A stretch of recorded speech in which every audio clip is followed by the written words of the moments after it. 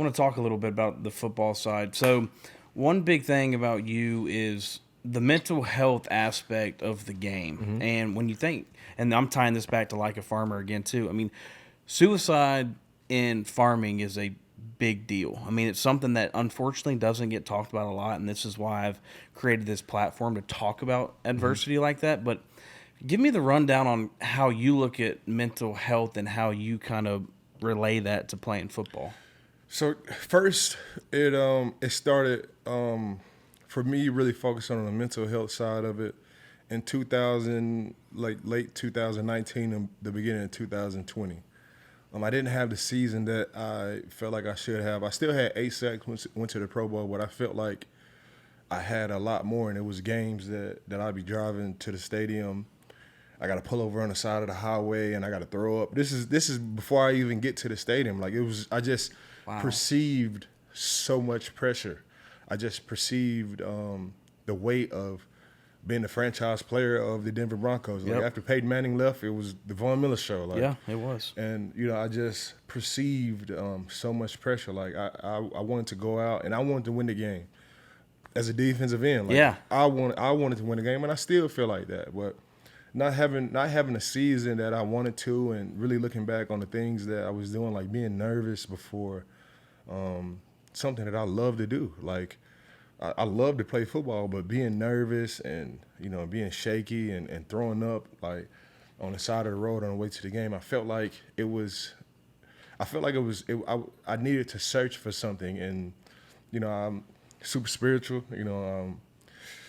A huge Christian, and I just feel like it was just divine intervention. I was on Instagram one day, and I came across a guy named Trevor Mowad, and he does a lot of work with athletes, with mental training and mental coaching, and he did a great job with Russell Wilson. And I always admired the way Russ like spoke and the way he talked about his team, and he was always positive. And did more research on Trevor Mowad. I hit him up on Instagram, and I was like, "Hey man, I would love to work with you." And he ended up passing away at the beginning of 2021, but I didn't know until like he passed away that he wasn't even gonna take on any new athletes. Like he was already full. He already had so many athletes. And my strength and conditioning coach, he was good friends with Trevor, and Trevor had hit him up, and he had asked Lauren Lando about me, and Lauren was like, "Hey, like, you will enjoy working with Vaughn, and Vaughn will enjoy working with you, and he needs you."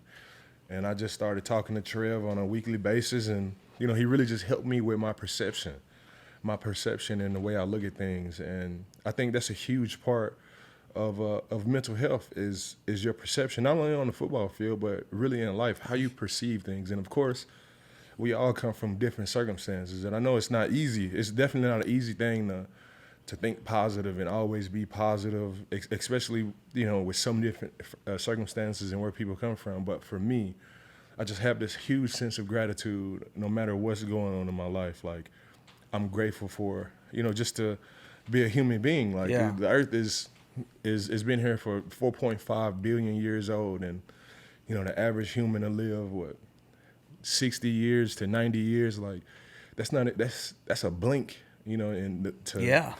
to have the life that I have, and to be around the guys that I have, and to have the family that I have. And like I said, we all come from different circumstances, but for me, I just really look for the magic in all the little things, man. And I'm so grateful for everything that I have. And, for me, it's just the perception of things. And I really try to convey that to my teammates. I try to convey, the process over the outcome. Sometimes you get so caught in being an all-pro player or being a Pro Bowl player or winning a Super Bowl where you just Yep. forget to break it down into just one day. Like, Yeah. all I have is just this one day.